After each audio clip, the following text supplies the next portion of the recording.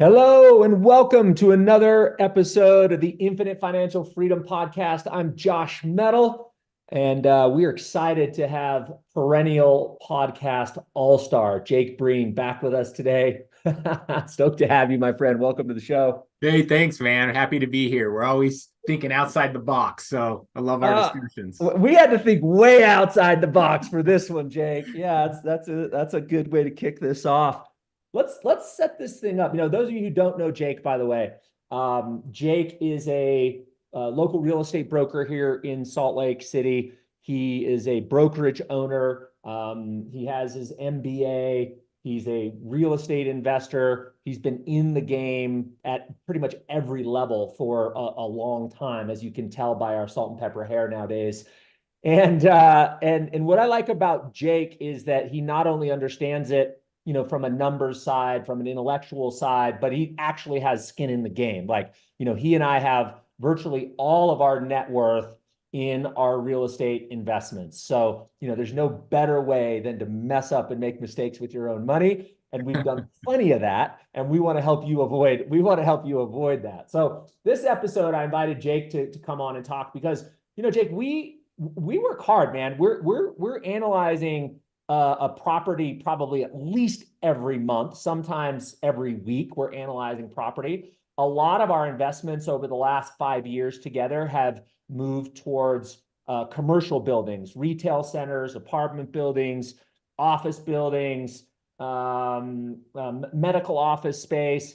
But over the last couple of years, the last 18 months specifically, since mortgage rates have climbed so much, it's been difficult to find something that pays a decent cash on cash return, and let alone something that you can make double digit returns. So we finally found a deal in the last part of 2023, and the strategy is pretty cool. So we thought we'd do a podcast on it and share with you how you might be able to earn double digit returns in real estate investment despite these challenging mortgage rate environment. Jake, what would you add, buddy?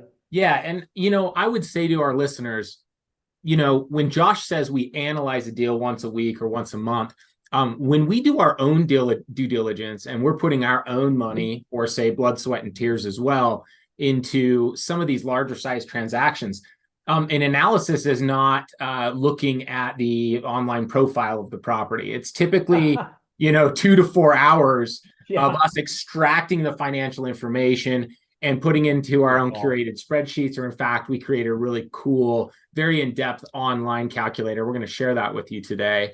And I'll tell you, we have an 8-year in a row track record of acquiring a deal that we were happy about. And all 8 years, those are larger transactions, some larger multifamily, but mostly in the commercial space, as Josh mentioned. And in 2023, come November, we didn't have a deal, and we had analyzed probably more than we ever had in any prior year. And the biggest reason for that, we could dive into all the little innuendos, but the biggest reason is pretty simple. And everyone knows this right now. They just don't know what to do about it. The Yeah. biggest reason was interest rates. Yeah. Anything could look, pretty darn good from a rent roll standpoint or location standpoint or a vacancy standpoint. And then you do all this work and you go, well, gosh, if the interest rate was 3 point something, this would be a phenomenal deal. At 7 point something, it doesn't even pencil. You'll lose money. Yep. Yeah. You're spot on. And we didn't want to goose egg last year. I think one of the biggest mistakes, somebody asked me on a podcast a week or so ago, they said, what would be one of the biggest mistakes you've ever made in your investment career? And the biggest mistake I think I've ever made, Jake, is I checked out from acquiring properties from about 2010 till I think 2014. Mm-hmm. I was so fearful. I was just, really just in a place of feeling like the world, after the Great Recession, there was just such a feeling of scarcity. Yep. And in retrospect, when would have been the most epic freaking 4-year period ever to buy real estate? The absolute best. I mean, I had the exact same mindset. And at the time, I was a professional and very involved and had touched all aspects of the business. I was I had just finished being the managing broker at Sotheby's, a new brand brought to Salt Lake. I was the broker at Berkshire Hathaway. I was with top agents. And I will tell you the mentality when the Great Recession was maybe 6 months in, let's talk 2009, was just that. I mean, people in the industry were saying the market will never go back Yep. where it was. And I too, biggest regret of my career, didn't really buy anything in that 4 year time frame except for one thing. And it's my personal home lot where I live right now, where I built my house. And it's the best deal I've ever done. I mean, you wouldn't touch a lot in my zip code in the last 20 years for what I paid. And it was because of that mentality. I mean, Warren Buffett said it best: be greedy when others are fearful, and be fearful when others are greedy. Yeah. You know what? But there's so much information about that. But the reality is, when you're spending your own money, even if you've read those books and you subscribe to Warren Buffett, it's really hard to do. And it's hard to do. Today, I think, we'll dive into other angles that you should be considering and looking at when you've got that fear that brews up, because there's always a way to do it. And when there's a large majority of the people thinking one way, that's going to breed more opportunity for you to do something. It might just be a little outside of the box. So I think that's the first lesson here, Jake, is don't check out. Like, even if you don't think that, if you're not finding deals that make sense, keep doing the work. Keep thinking, how can this work? What else might also be true? What am I not thinking about? Is there somebody in this environment who's been able to figure it out? But don't, if you're on your investment path, don't allow shifts in the market left or right get you off of the investment track, and especially don't allow you to do it as many years as I did after the Great Recession. So, all right, Jake. So let's I'm gonna share my screen. And by the way, this is the first residential property that I have acquired for long-term investment, probably since 2016. I mean, we've been almost exclusively into commercial, and so we're really doing an end around here. Like, okay, well, what else is out there? And this is, I'll just share my screen. So those of you on YouTube that are watching us live, you can get a little bit of an idea. This is a townhome down in Lehigh. And we were able to negotiate a little bit better deal than what the valuation shows here. I think we ended up paying, did we pay 400 for this, Jake? Yes. Yeah, 400. It's in very nice shape. You can tell by the pictures of the kitchen. It's new construction. It's in pretty darn good shape. We did a light paint. We did just some kind of touch-up stuff, but really the house was in pretty darn good repair. So we didn't have to do a lot of maintenance. But here's the deal. As we looked at these numbers and looked at what the cash flow would be at a 7.5% interest rate, which is what it was in the fourth quarter of 2023, there was but zero cash flow here. You would have had to put down 30 or 40% just to break even. I don't subscribe to parking large amounts of cash without getting cash flow back for that investment. I want a cash on cash return. One of the things that, as we went through the Great Recession, my mom and I at the time I think we had like 57 or 63 single family residences. And at one point, we looked at the value of those properties and figured out we were well over $1 million upside down, meaning that our mortgage balances were $1 million more than the value of the homes. And while everybody around me was giving properties back to the bank and doing short sales and foreclosures, Mom and I made it. Well, why did Mom and I make it? Well, because every one of those properties had positive cash flow. Some of them not a lot. Some of them $50. Some of them $150. Some of them more. But the positive cash flow got us through that period. And I thought, why was everybody giving all their properties away? If I still have a positive cash flow, why wouldn't I just ride this out as long as I possibly can? So cash flow is key if you want to make it through a market correction, is my point. Yeah. You're also addressing the second rule. The first one we just talked about was, greedy and fearful timeframes and thinking out of the box. But the second thing I really learned over a couple decades is what I call staying power. It's really easy to say, hey, I'm a real estate investor and I'm doing great when a market's appreciating. Yep. I know people that, just threw darts and were brand new and just got out of a real estate seminar and did really well from 2014 to 2017 coming out of the Great Recession, because, we had double-digit annual appreciation. That's easy. What's hard to do is figure out ways to have staying power when a market's difficult. Yes, exactly right. It's exactly right. All right, so let's kind of describe this strategy, and let's do it high level, Jake, for the sake Yep, of time. But I'll take a swing at it and then clean this up for me. you got it. So what we did when we made this offer to the seller is we said, "Hey, what kind of mortgage do you have on the property?" And the seller, I'm going to go back to sharing my screen here. I just lost this share button. Bear with me. The seller on this particular property, as it turns out, you see the mortgage statement on this, Jake? Mm-hmm. Okay. Got it. So as it turns out, back in 2020, the seller took out a $288,000 mortgage at 3.375. 3.375 is a lot better than 7.5. So we said, okay, we kind of like the sound of that thing. And we were able to essentially go to the seller and say, listen, we're willing to pay the $400,000 price. We will give you cash for the difference between the $400,000 price and the current principal balance of your mortgage, which is essentially 270. So we gave him $130,000 in cash, and we said, but we want you to leave the mortgage on the property for at least 5 years, meaning that we will buy the property, we'll take title to the property, but the indebtedness that you owe your bank is going to remain on the property. Now, there's different words for this. Some people call it subject to finance or subject to acquisition, because you're acquiring a property, the title of a property, subject to the existing financing that's there.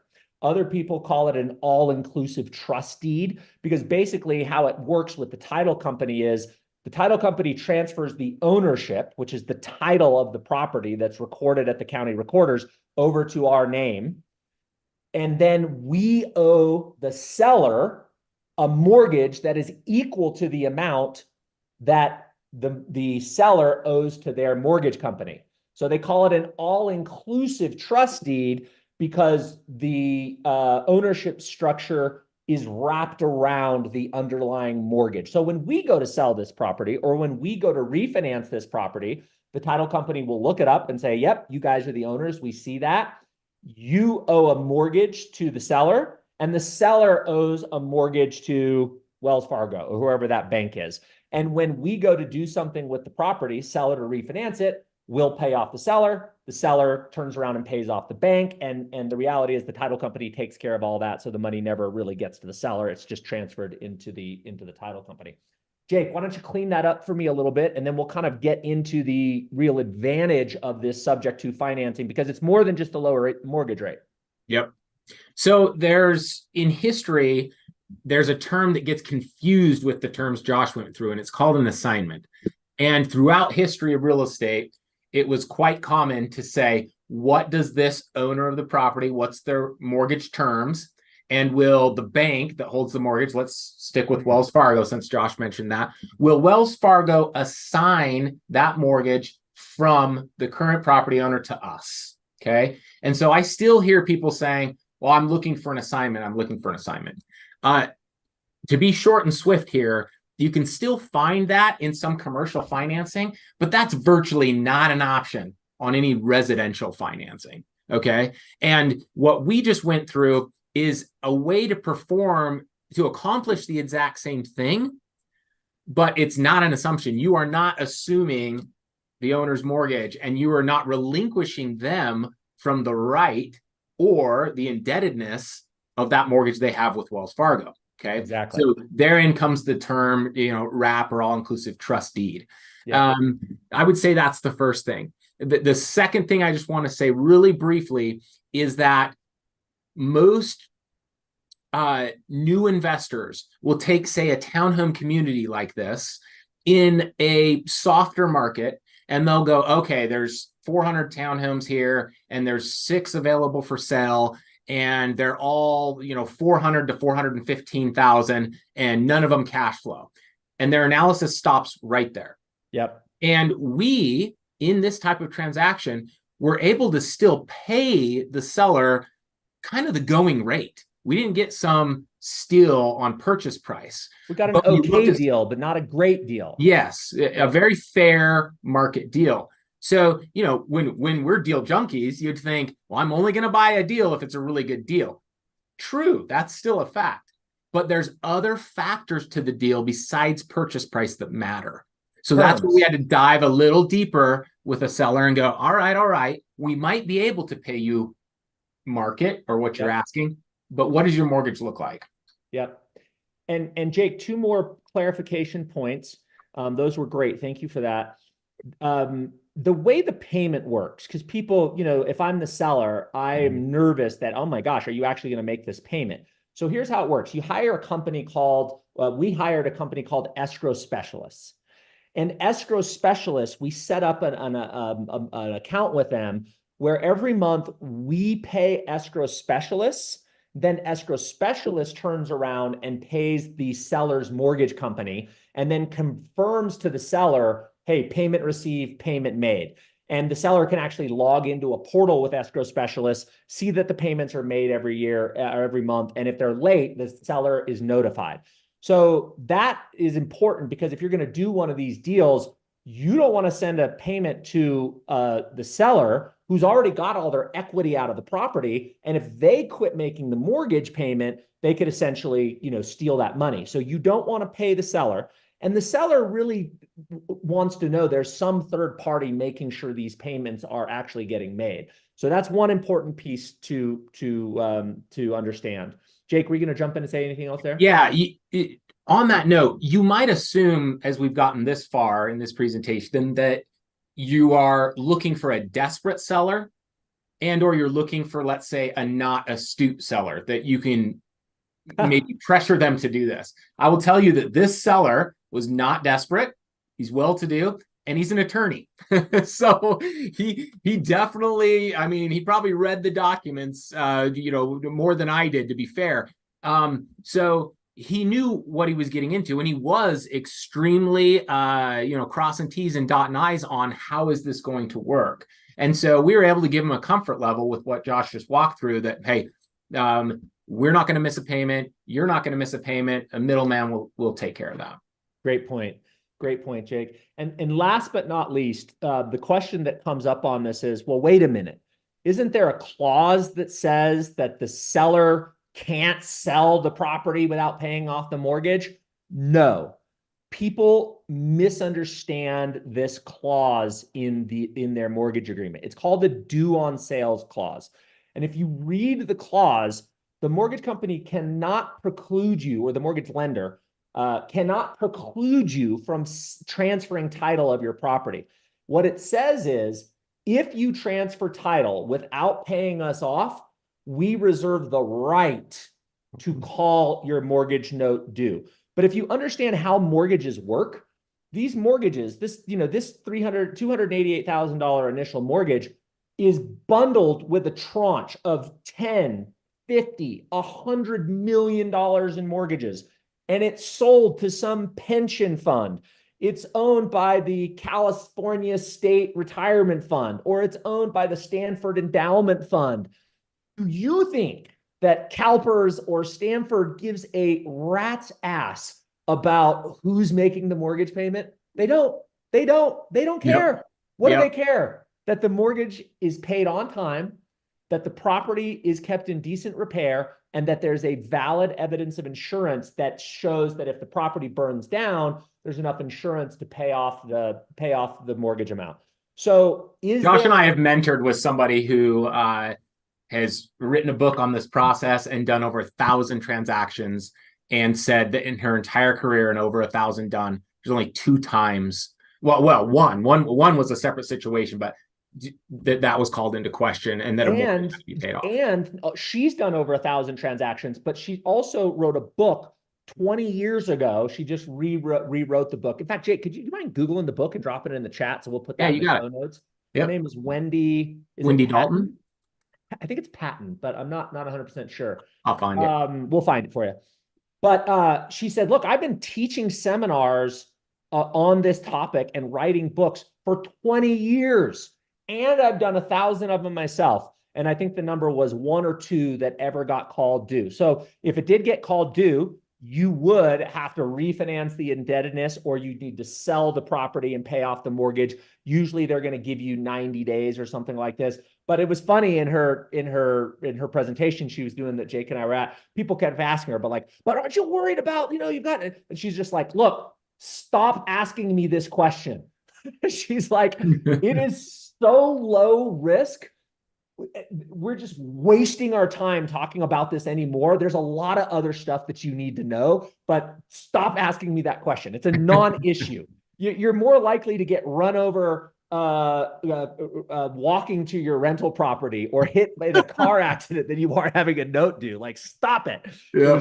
It was just hilarious. Yeah. WendyPatton.com. Thank you, Jake. You got it. And then you can also Google her. She just re-released her book that is titled something to the effect of Subject to and Seller Financing. But she's a great resource to get really granular. All right, Jake, let's get into the deal analysis. Yep. Let's get into the good stuff. All right. So here's what we want to teach you. The payment on this was $14.94 a month. This was the past due amount when we acquired the property. There was a payment they were waiting for us to buy it. So there was a payment that was past due that had to get taken care of. But the normal payment was $14.94. Of that $14.94, there was $757 in interest, $515 in principal. So every month when that tenant pays us, we pay escrow specialists, and then they pay the mortgage, $515 comes off, and then $221 goes into escrow for taxes and insurance. We were able to rent this property just earlier this month, and a little further down, $21.95. Yeah, the rent amount was $21.95. So we banked a prorated rent for January, $21.95 deposit. And then and so we banked three, and then a common area fee and a pet deposit. So we were able to bank $3,850 plus $21.95 monthly payment, and then we turn around and make the $14.94. So if I take $21.95 and I minus off the 14, let's just round up to $14.95, shall we, Jake? Yeah, $700. $700. So check this out. $700 a month cash on cash return plus $500 a month principal reduction. If the property doesn't appreciate at all, that is a $1,200 a month positive gain that we have, right? The cash flow goes in the checking account. The principal reduction goes into the savings account, as I call it.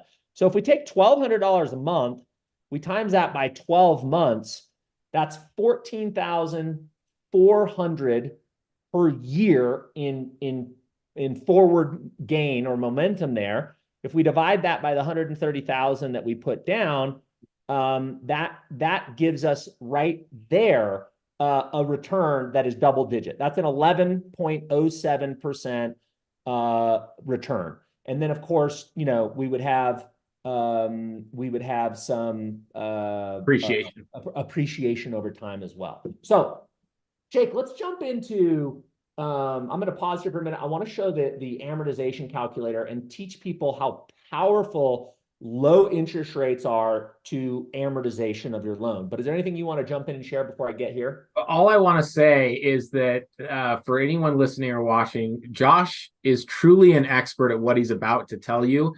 And this is the number one reason that real estate is the best investment of all time. You talk to really any investor, and it boils down to real estate. You talk to most business owners after a 30, 40-year business run, and they'll say the best investment part of their business was not selling a business, it was paying off and selling their real estate. And what he's about to show you is the underlying reason that works. More average everyday Americans have become millionaires through real estate than any other investment ever, bar none, period. It's just one of those things that if you just get into the deal right and you let time to work its magic, you're going to become wealthy. So here's what I want people to understand. Amortization, which is the pay down of your mortgage indebtedness, is a powerful piece of the wealth equation in investing in real estate. And there's this little unknown thing about amortization. The lower the rate of interest, the more of your payment goes towards principal. It's a little counterintuitive, but let's walk through this. So I put in this $288,000 loan amount, 30-year fixed, 3.375. And then if we look at an amortization chart, you'll see that in the first year, you're paying about $470 a month towards principal. In year number 2, you're paying about $490 a month, give or take, in principal. It goes up each month, right? More goes towards principal.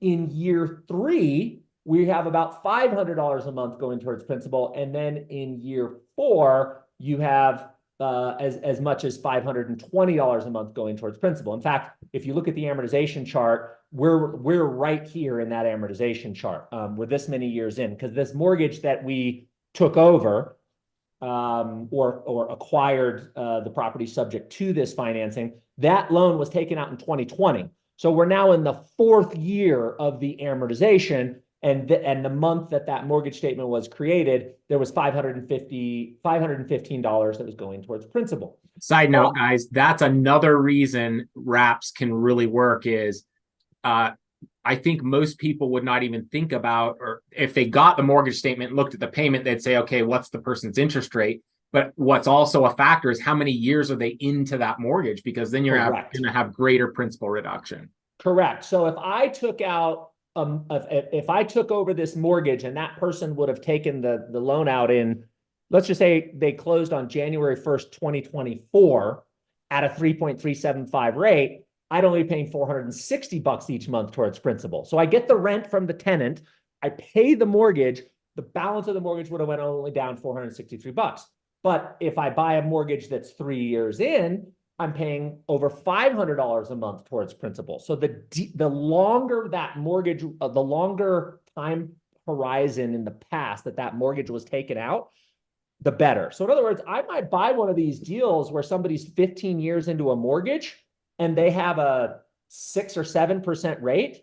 That actually might be a better loan than taking out a new mortgage today at a 7% rate, because the way that an amortization, you can see, yep, like in this graph right here, right? The bottom section is the interest. So it's heavy loaded in interest in the beginning. And the blue upper section is principal, and it's heavy loaded in principal. So if I could take a loan that's 20 years or 10 years in, or let's call it 20 years in, that'd be 2044.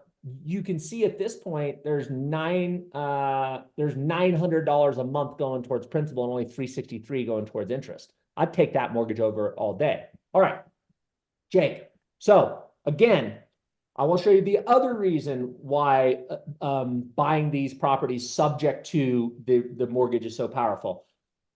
Quick reminder, year number 1 at 3.375, roughly $470 a month goes towards principal reduction. Now, let's go up here and say, all right, well, what if I would have taken out a new mortgage? And what if that mortgage would have been 7.5%, which it was in the 4th quarter of 2023?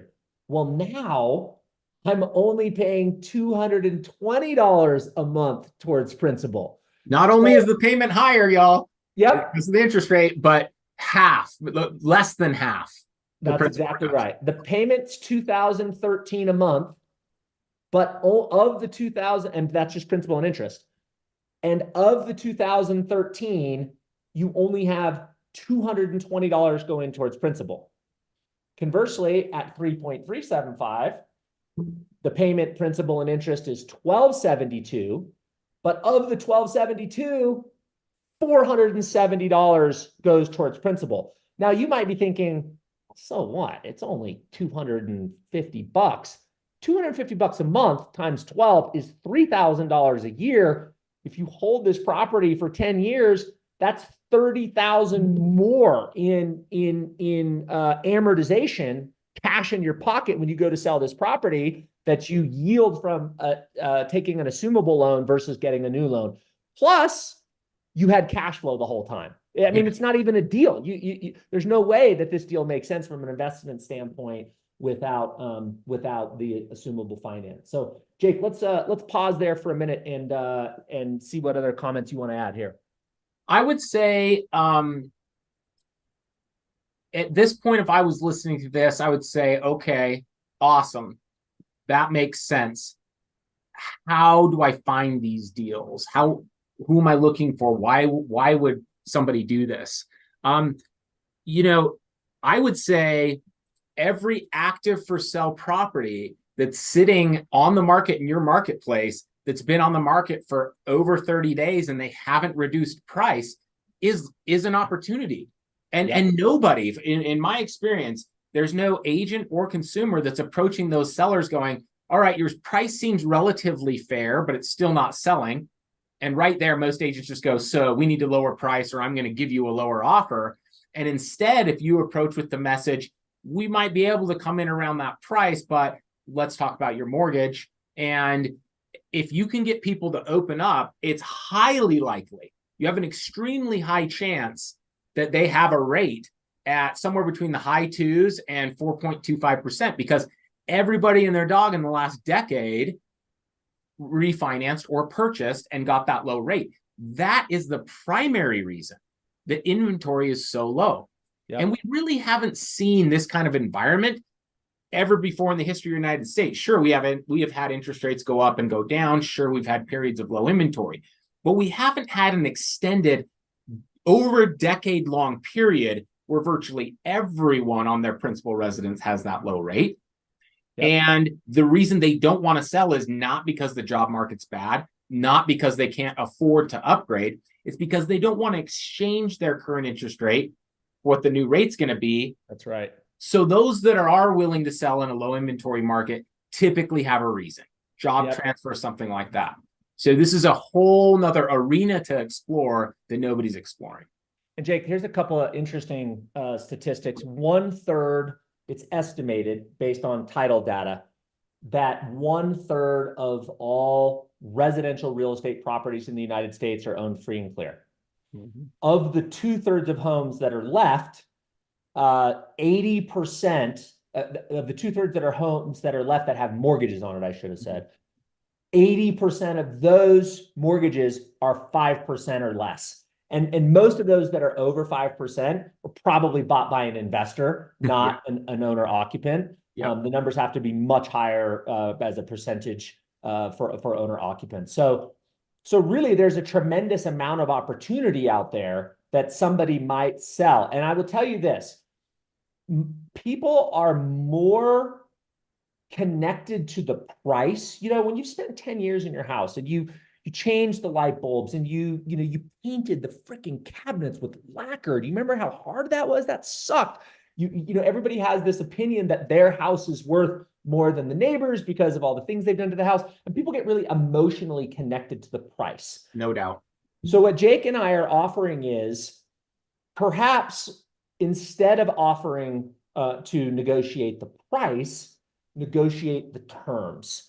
And if you can find someone who's willing to leave this mortgage on for 5, 10 or longer until it's paid off, leave their existing financing, you've got some significant advantages. One, you can buy properties and actually have a positive cash flow.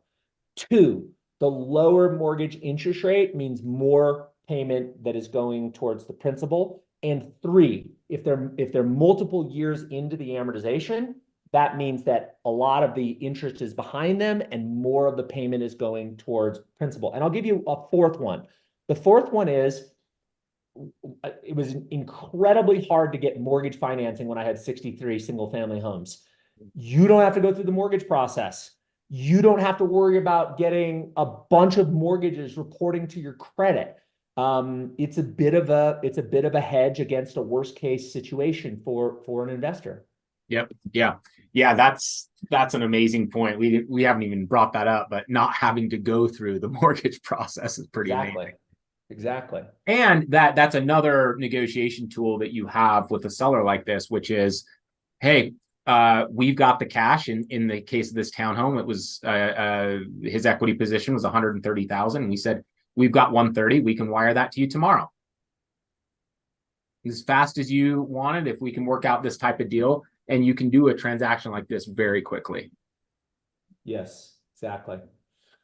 Right on, man. Well, we've got about 10 minutes. Yep. So what other important pieces of information do you think that somebody would need to really analyze and get into this? Any other tips, thoughts, anything else valuable you think we should share?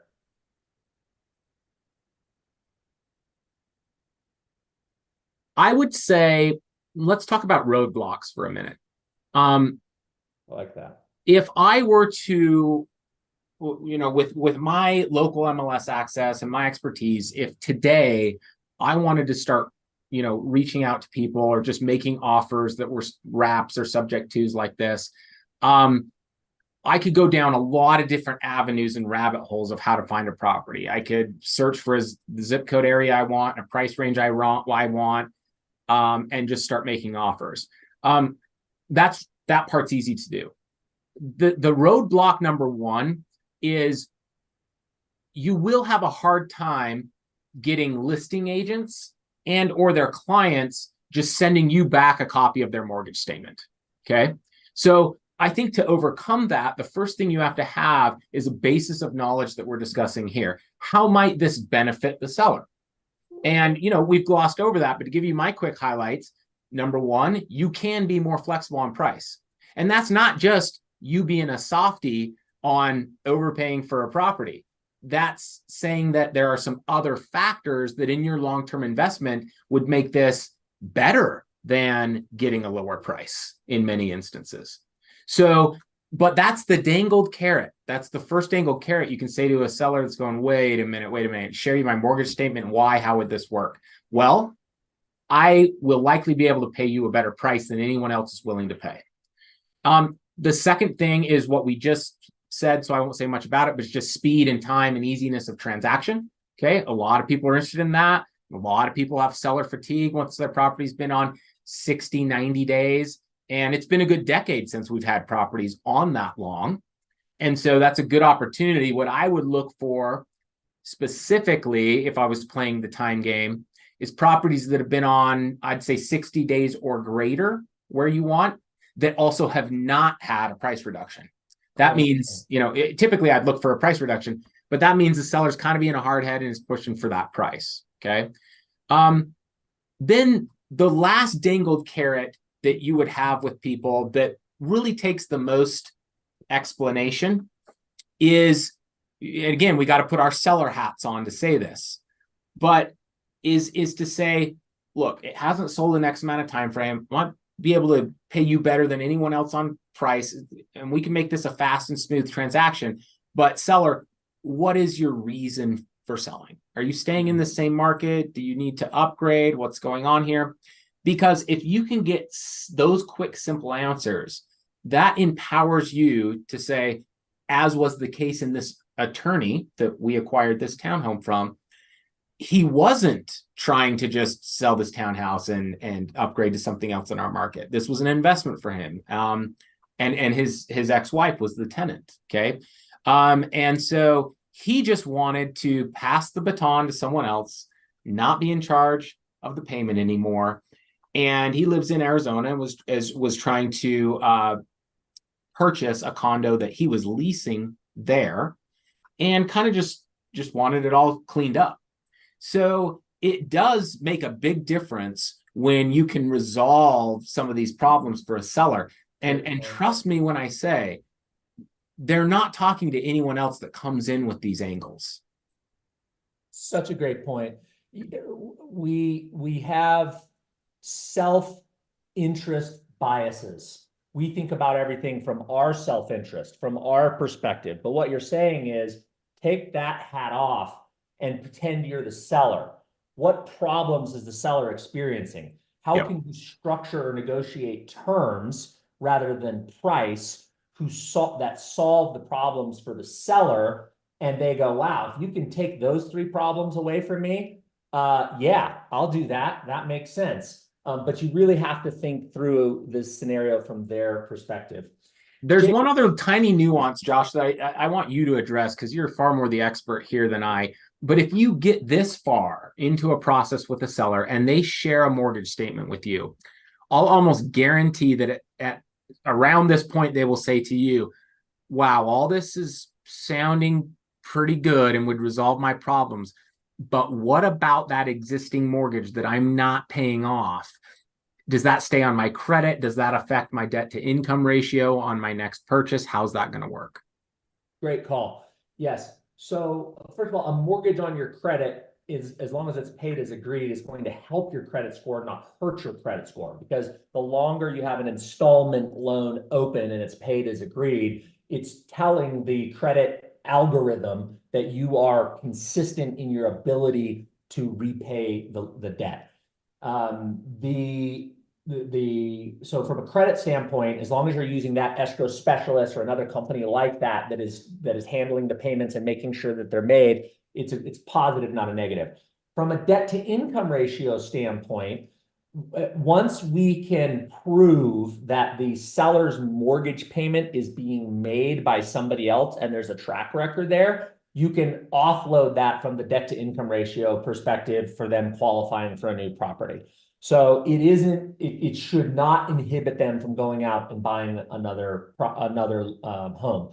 Now, there are rare instances where there are certain first-time home buyer programs that say you can't have owned a home for three years to qualify for this grant or that type of program. So in the rare instances that somebody was applying for that type of loan, it could be an impediment, but it would really be more the exception than the rule. And certainly there would be a financing vehicle to get them into a house.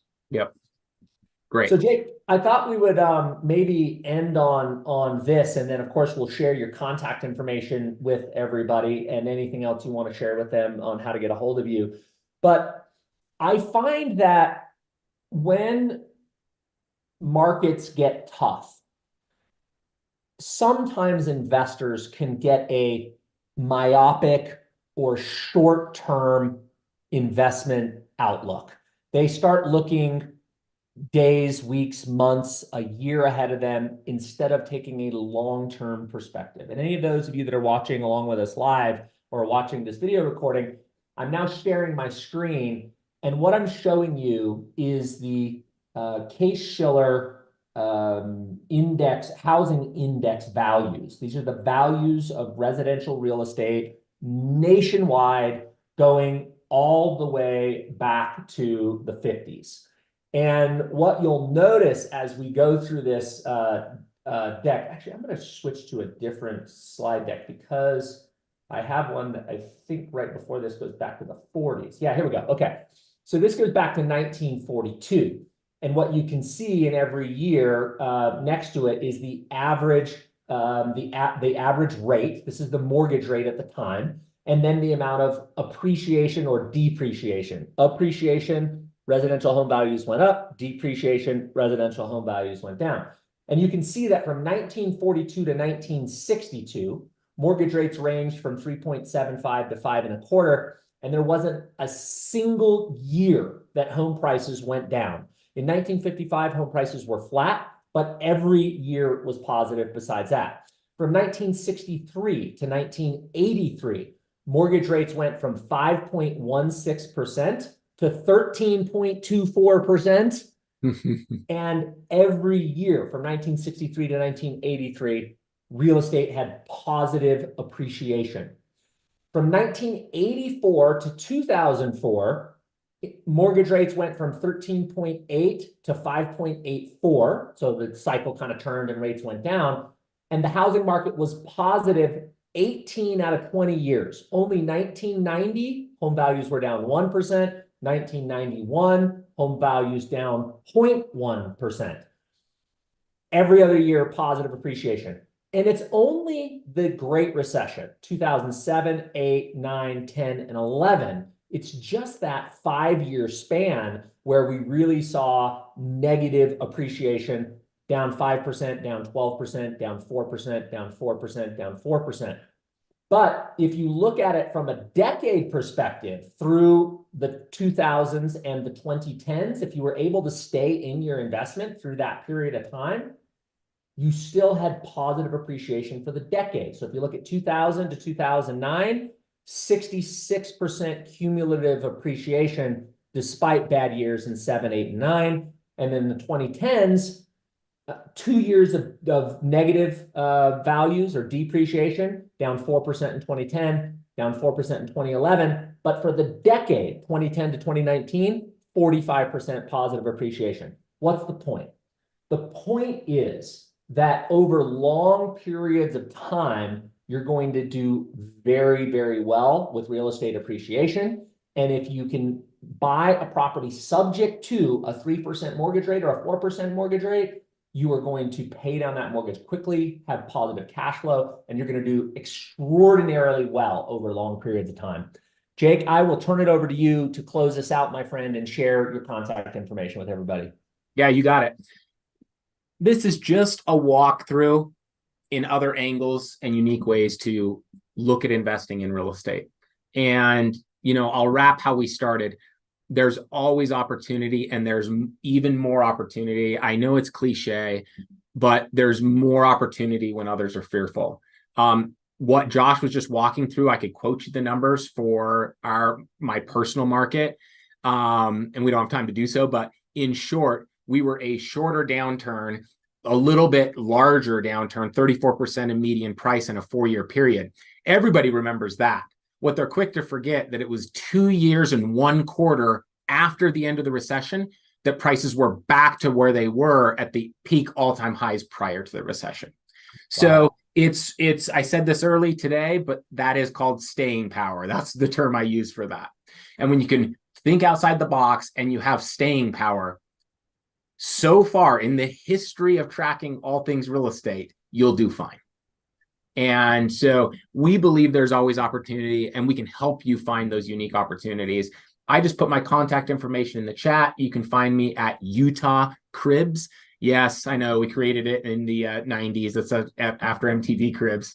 We can't change it now. People know us for it, but it's utahcribs.com. I'm found at jakebreen@gmail.com, and my cell phone number is in the chat as well. Jake, thanks so much, buddy. I think this was really valuable. Hopefully we inspired somebody to take action and look at the market just a little bit differently. There's always opportunity, and winners find ways. That's a wrap for today. Thanks for